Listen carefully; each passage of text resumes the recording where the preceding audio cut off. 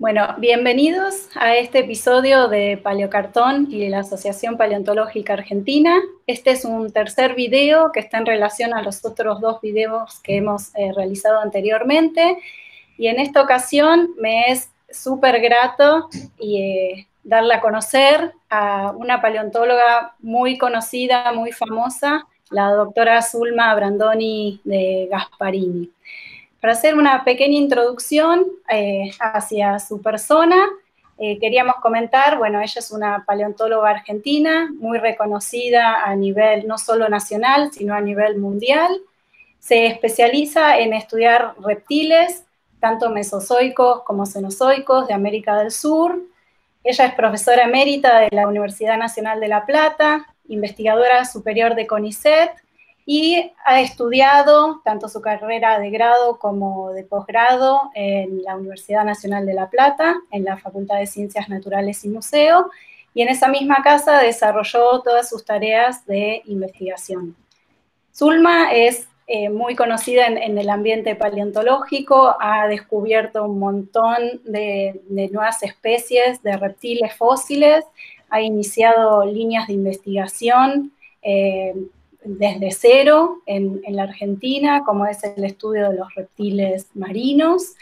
Ha formado numerosos investigadores, como es el doctor Marcelo de la Fuente, Marta Fernández, entre otros, en los cuales tengo la suerte de incluirme.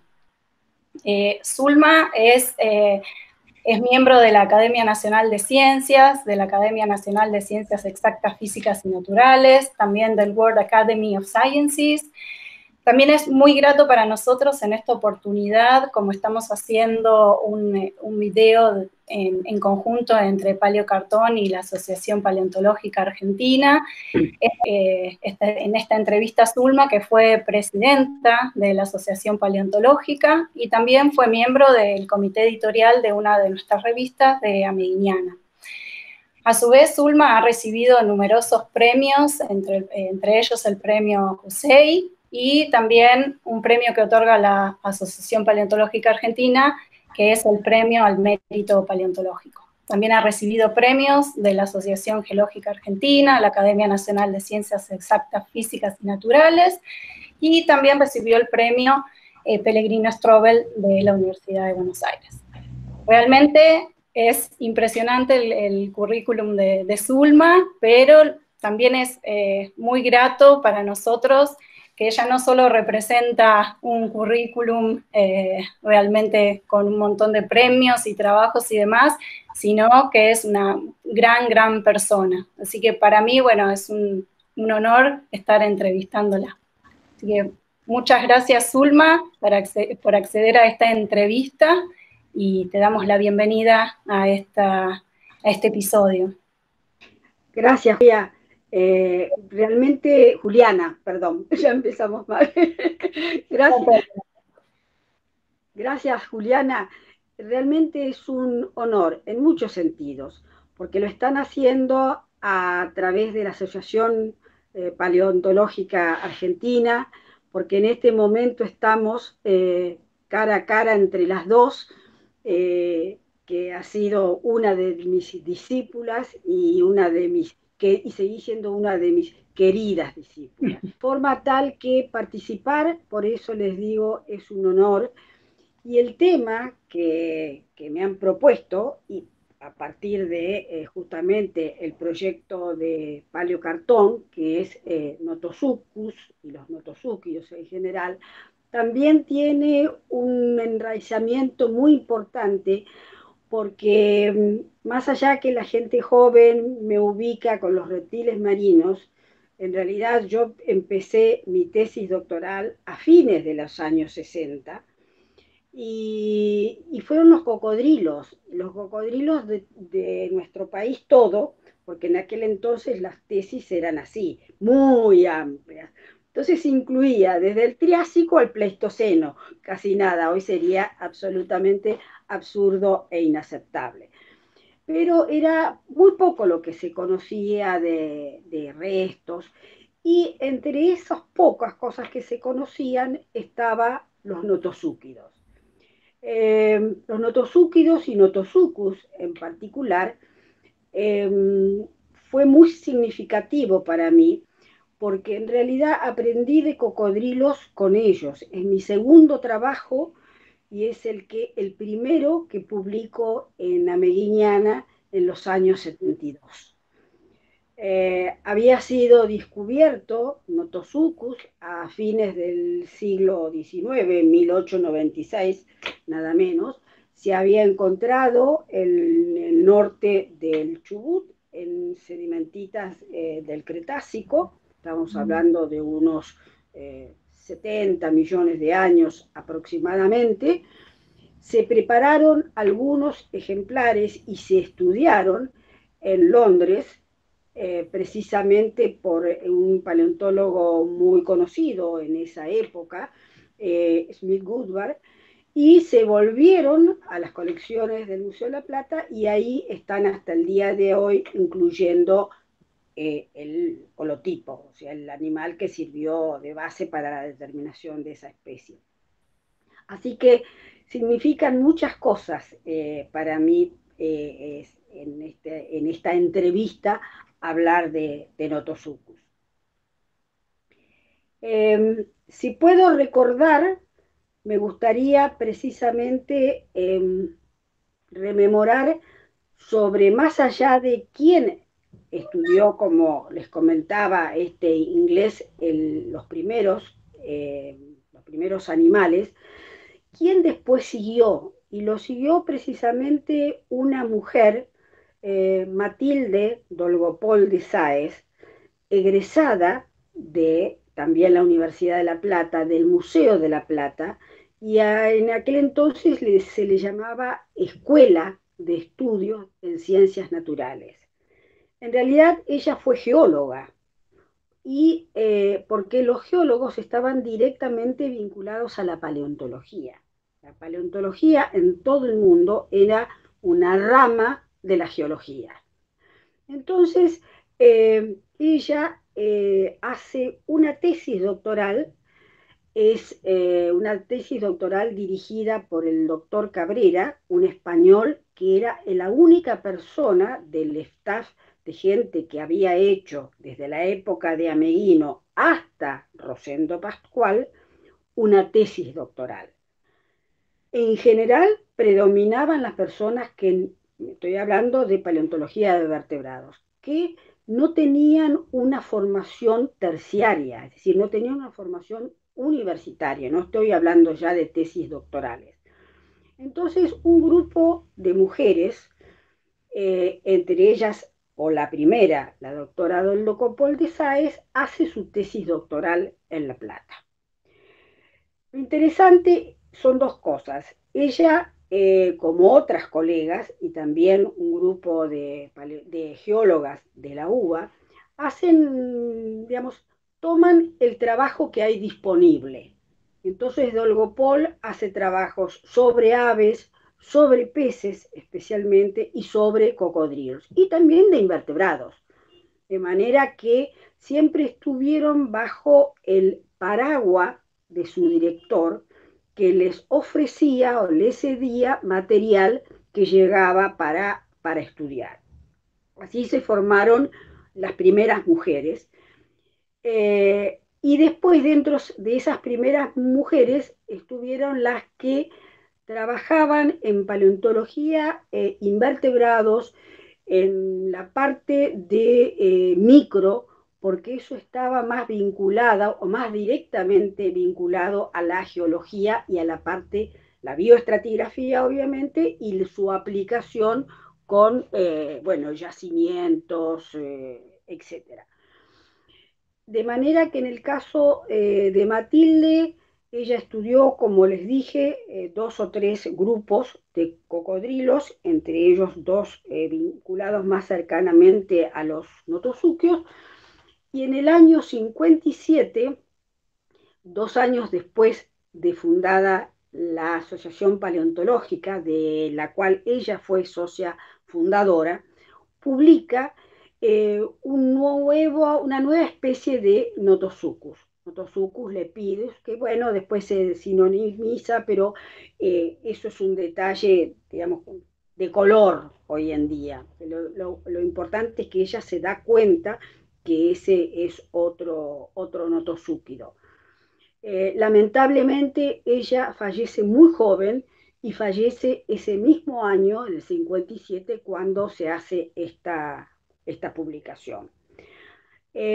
Volviendo a los notosúquidos en sí, son un grupo que estaban representados por muy poquitos ejemplares de distribución básicamente gondwánica, con predominio en América del Sur, África, Madagascar, y hay, a medida que ingresan a la gran filogenia otros grupos, por supuesto, se va expandiendo la distribución geográfica y temporal. Pero los del Cretácico, que serían, y los estrictamente los notosuquios, en general son formas pequeñas, de un rostro corto, obviamente de pocos dientes, que no alcanzaban más de 1,5 metros, y eso uno puede decir, bueno, porque encontraron por alguna cuestión particular ejemplares juveniles. Eso de hecho lo pensamos muchas veces, pero tuvimos también la suerte de encontrar juveniles, así que eso nos daba la idea de que nunca fueron cocodrilos grandes. Y a su vez, por una serie de características morfológicas, enseguida supimos que se trataba de animales adaptados al ambiente terrestre. ¿Fueron los únicos? No. Después aparecieron muchos, particularmente en el Cretácico superior de Brasil, que nos ayudó a tener una idea mucho más amplia de todo ese gran clado, y a su vez se le fueron sumando a esos en general pequeños otros que tenían aspecto más de cocodrilos. O sea, uno hoy en día no se confunde nunca un cocodrilo actual, fósil, los que tienen aquellos que tienen aspecto de cocodrilos, incluso su dibujo externo, etcétera. Que vivieron, evidentemente, eso ya en ambientes, sí, por supuesto, continentales, pero en ríos, lagunas, en las adaptaciones hasta por donde estaban las narices, esto marcaba claramente que eran crocodiliformes de agua dulce. Y el tercer morfotipo muy espectacular, que hoy incluso se los incluye dentro del gran grupo de los notosuquios, es los de los megacarnívoros. Por mucho tiempo se pensó, y al entrar especialmente dientes aislados, que se trataba de dinosaurios. Estos megacarnívoros los tenemos en el sur de Brasil, como el caso de los baurizuquios, y después se extienden a lo largo de casi todo el Cenozoico, ¿sí? Porque llegan al Mioceno superior, que cuando uno ve esos dientes bien comprimidos y a su vez de bordes bien de serrucho, como si uno estuviera viendo un tramontina, entonces dice, bueno, pero esto si lo ponen en el Mesozoico, eso se trata de un dinosaurio. De hecho, Ameguino y otros, al encontrar restos aislados en el terciario bajo, en el Paleógeno, se confundieron con dientes de dinosaurios. Absolutamente comprensible, le hubiera pasado a cualquiera, sino después Simpson, en nuestro justamente Patagonia, encuentra el primer Cebecus y se da cuenta que se trata de un cocodrilo. Pero así, rápido, cualquiera se hubiera confundido, yo la primera. Muy bien, muy lindo resumen, Zulma. Yo te quería hacer una pregunta sobre si saben los hábitos alimenticios de estos notosúquidos. Mira, en el caso de los notosuquios, en realidad es muy difícil. Es probable que hayan sido formas terrestres, de hecho los miembros y todo indica que tenían la posibilidad de trasladarse más verticalmente y rápido que cualquiera de los cocodrilos que conocemos hoy en día. Los dientes son pocos, pero bien con mucha mordida, con mucha fuerza, así que serían más animales omnívoros, con esa posibilidad de adaptarse que podrían comer, desde un crustáceo, un molusco o cualquier otro, una lagartija, tienen ese aspecto. Lo que sí, por supuesto, no eran grandes nadadores, porque las narinas las tenían en la punta y bien verticales, no horizontales como cualquier animal adaptado a la vida acuática. Después te comentaba que había un grupo de los peirosáuridos en general, que eso sí tienen aspecto de cocodrilos actuales, de manera que evidentemente esos tienen que haber tenido hábitos similares a los actuales. Y en el caso de los cebecosuquios, esos, bueno, la idea que desde su origen, y la se sigue sosteniendo, que esos eran megacarnívoros, es decir, cráneos muy comprimidos, muy altos, con esos dientes que comenté recién, seguramente que cumplían en el rol de megapredadores, independientemente que después si uno discute que cuantos más predadores activos que carroñeros, pero de cualquier manera estaban viviendo en un momento que, salvo marsupiales, no había carnívora en Sudamérica como tales. Así que de la misma forma que había grandes aves predadoras y otros grupos, bueno, los ebecios esos cumplían el rol de los malos de la película. Bien. Y vos hacías mención un poco a la historia de los estudios sobre este clado. Mencionaste, digamos, a fines del siglo XIX, que había los primeros estudios y después, bueno, se retomaron los estudios con Dolgopol, con vos.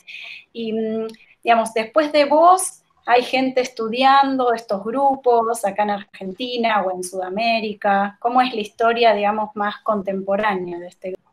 Es muy interesante porque hubo como una explosión.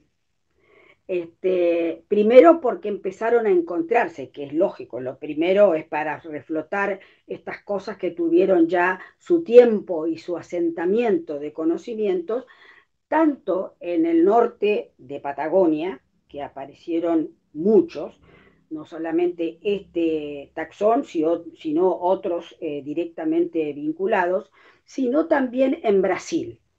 Así que se pudo hacer también, por supuesto, en África y en otras partes del mundo, pero el núcleo duro es Brasil y Argentina. Entonces se pudieron hacer muchísimos avances y se pudo hacer estudios de enfoques filogenéticos, enfoques biológicos, muy, muy interesantes, de distribución biogeográfica, de momentos hasta de la evolución.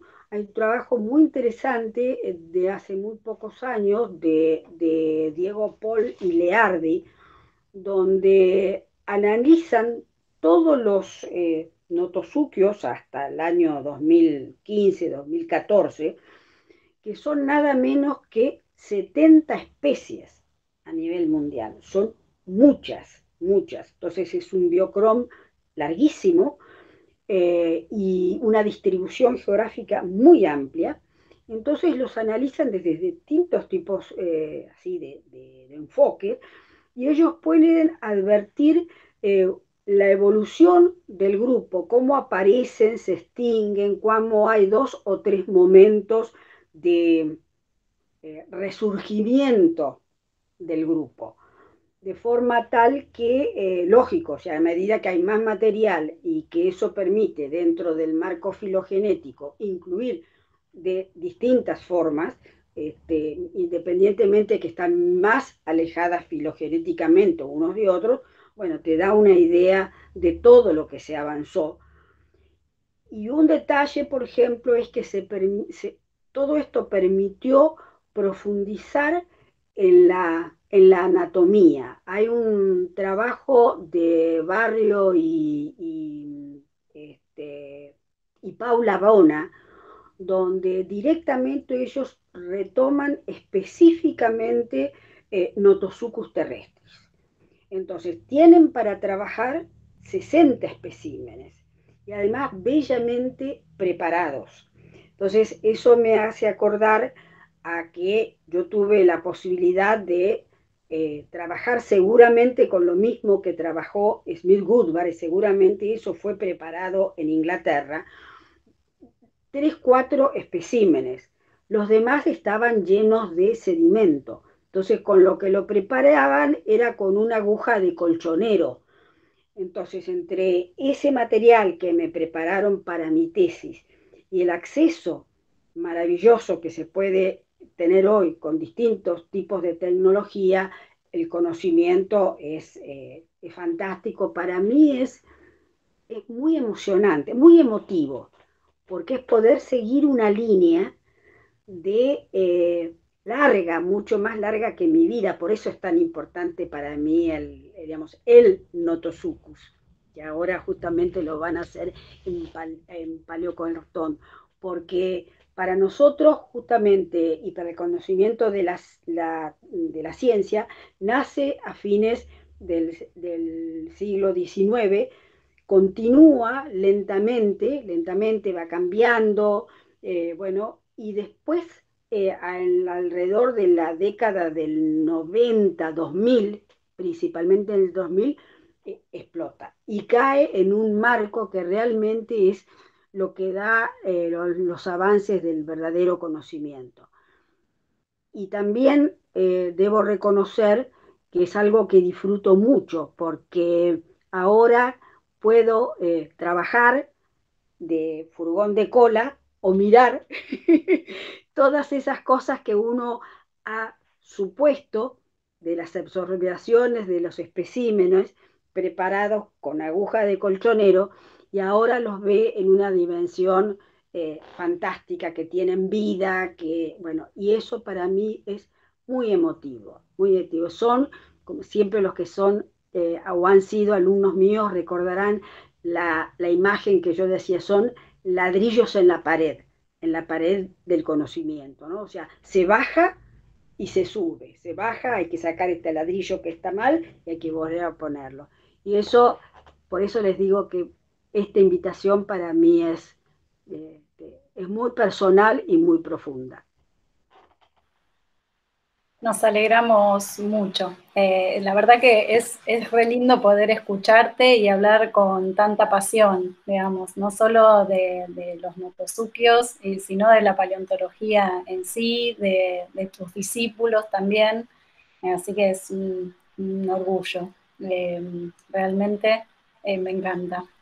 Zulma, vos mencionabas sobre este caso particular de Notosucus que una de las primeras mujeres que han publicado sobre este taxón en Argentina fue Matilde Dolgopol de Sáez, que ya nos estuviste contando un poco sobre ella. Lo que se me ocurre ahora es pensar un poco en el rol de la mujer en la paleontología de Argentina, de Sudamérica, cómo era en aquellos momentos, en los 50, en los 60, o incluso antes, cómo era ser paleontóloga en esa época y bueno, también un poquito más tarde, en los 60, 70, cuando vos también comenzaste. Si nos podés contar un poco de eso y cómo ves ahora el rol de la mujer y un poco sobre esos temas. Sí, es una pregunta, digamos, muy interesante, y he tenido la suerte de vivir ese gran cambio.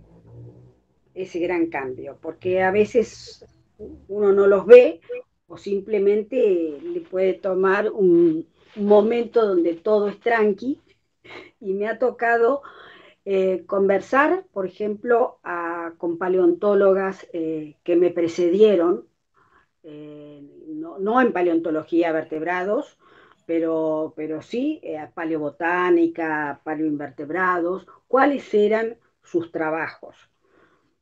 Y en general, como creo haberlo dicho, las mujeres hacían un trabajo, yo diría, de apoyo. En una palabra, trabajaban en las universidades o trabajaban eventualmente en minería, Secretaría de Minería, o en YPF, en laboratorios, en los cuales se perseguía un resultado. Entonces podía ser un resultado científico, generalmente en una facultad donde su director o grupo de directores tenían necesidad que se resolviera tal o cual cosa. Entonces ellas hacían el trabajo. Y lo mismo ocurría en las empresas, eso era claramente así. La mujer en la universidad también cumplía un rol, que era un rol, por supuesto, de docente, pero salvo algunas excepciones, nunca pasaban del cargo de jefe de trabajos prácticos. En una palabra, cargaban muchas veces con toda la responsabilidad de la materia, pero no pasaban. Los cargos de profesor, eran para los hombres. Algunas excepciones, en algunas excepciones había mujeres. Y coincidentemente, cuando uno repiensa de cuáles eran esas mujeres, alguna vinculación directa generalmente era la esposa de algún profesional del mismo área. Eso ocurrió en todo el mundo. No fue exclusivo de la Argentina, ni mucho menos, ni mucho menos. De forma tal que yo diría que hoy en día tendrían un papel relegado a alguien que marcaba, digamos, el camino. De hecho, cuando uno iba a los congresos, cuando empecé a ir a los congresos en la década del 70, en Brasil, acá, era muy interesante observarlo, porque llegaba el director, no importa si estamos hablando de paleobotánica llegaba el director, y atrás del director venían sus discípulos. Por supuesto que el número de mujeres era mínimo, pero de cualquier manera, si eran varones, también exponían. Y si eran mujeres, quedaban sentaditas en la primera o segunda línea de asientos. Eso era característico. O sea que más tardíamente la mujer tuvo un papel más preponderante, digamos, que su director le cediera espacio y que ella también presentara sus trabajos. Pero no fue rápido, ni mucho menos. Ha sido muy fuerte y muy interesante, por lo que les decía a ustedes, haber vivido prácticamente 50 años teniendo la posibilidad de conocer en los 70 cómo era en los 70 nuestro país, cómo era Chile, cómo era Colombia, cómo era Brasil, y más recientemente cómo es Cuba. Entonces, es muy interesante esas posibilidades y esos cambios. Yo diría que la paleontología y la mujer en general en paleontología está directamente vinculado a los cambios sociales. Por eso mismo, a partir de la paleontología de los años 80, 90 y ni qué decir del 2000, se da un ingreso muy importante de mujeres a la paleontología y a la paleontología de vertebrados, porque recordemos que comenté que había sí mujeres en otras áreas, que se veían más de laboratorio. En el caso de las mujeres en paleontología de vertebrados, se suponía que no debíamos ir al campo, es decir, se suponía que, bueno, que esperáramos el material que levantaban de otras campañas y que nosotros trabajáramos o aportáramos al proyecto de otros. Entonces se dio un cambio, primero paulatino y cada vez más grande, y bueno, ahora uno las ve a ustedes y a las discípulas que están formando, y discípulos, obviamente, y ahí tienen el cambio. O sea, el cambio es notable, por supuesto, son lentos, para la mujer son difíciles, desde ya, no es lo mismo, y esto ya llevaría otra charla, pero diríamos que los fósiles tienen una ventaja para las mujeres, es que siempre están allí, o sea que pueden esperar la gripe del hijo, algún problema de algún tipo mucho más serio que una gripe, de modo tal que están allí cosas que hay otros estudios donde requieren la permanencia constante. No quiere decir que sean más o menos complicados, eso es otra historia completamente distinta, pero en la que tiene que ir a ver si pasa o no un cuerpo estelar, tiene que estar a determinada hora así, observando pase lo que pasare.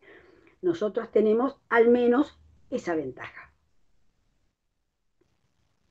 Zulma, te quería consultar si recordás algunos nombres de estas mujeres de la generación de Dolgopol que hayan participado de forma activa en la paleontología argentina, que hayan publicado o que hayan participado también en la Asociación Paleontológica Argentina, si recordás algunas de ellas.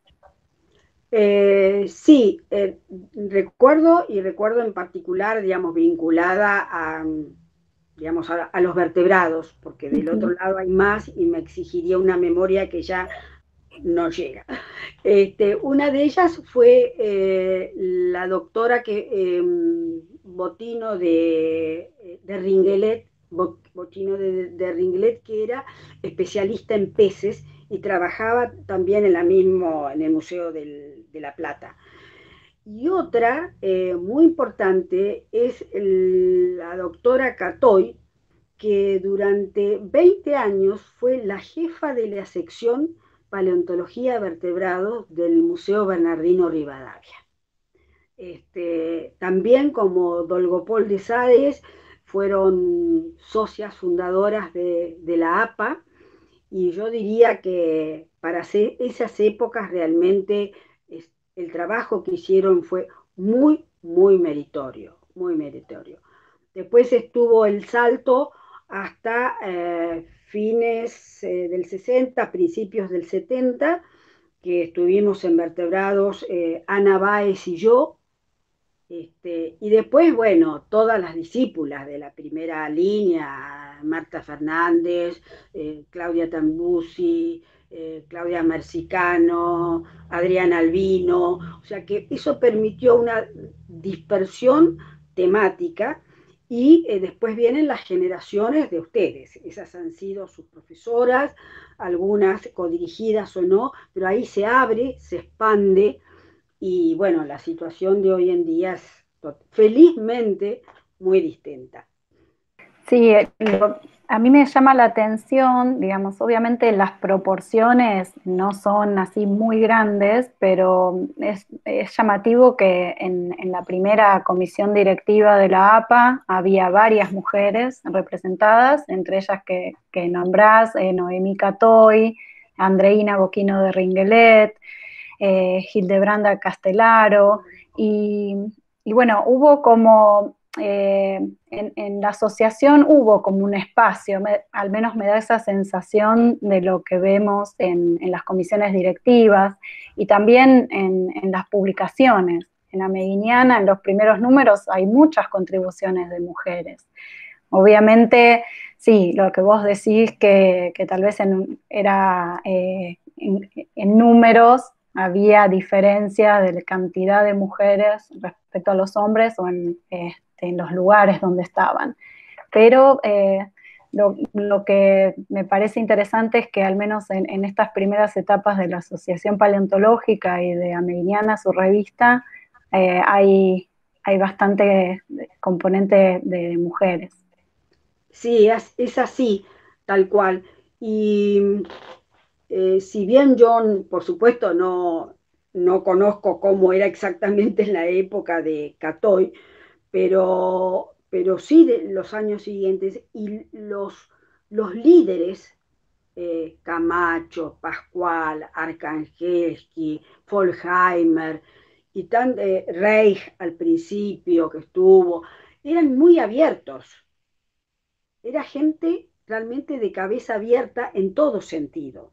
Fueron líderes para pensar en ciencia, pero también para darle lugar, por supuesto, dentro de lo que se consideraba, eh, digamos, las posibilidades de una mujer. En el caso concreto, por ejemplo, de Pascual y el mío, que él me dirigió toda mi carrera, antes de darme un lugar, yo soy zoóloga, me dijo, bueno, la voy a tener un año a prueba, sin sueldo, sin nada, porque usted proviene de la biología, es mujer y además tiene 2 hijos.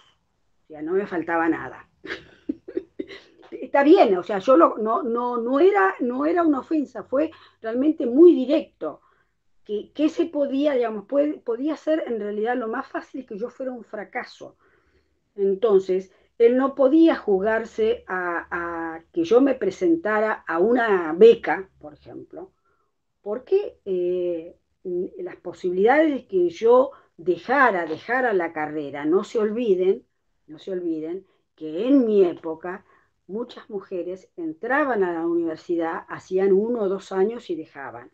Y si alcanzaban a recibirse, después dejaban al casarse o tener su primer hijo. Socialmente era lo esperable.